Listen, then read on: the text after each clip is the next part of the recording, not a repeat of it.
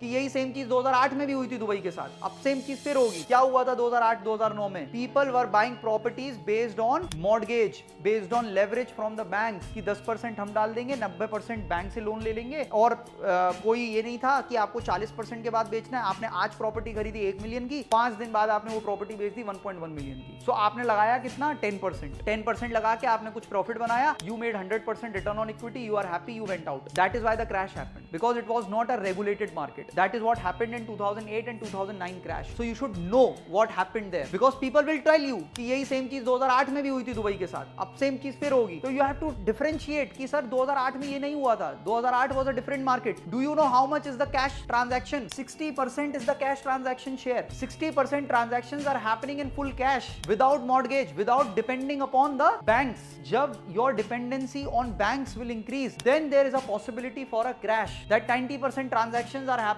through banks, through mortgage, then there is a possibility bank system fail होगा, जो आपको कल मैंने बताया था, that if your bank system fails, then there can be a crash in the market. But 60% of Dubai real estate transactions are happening in cash.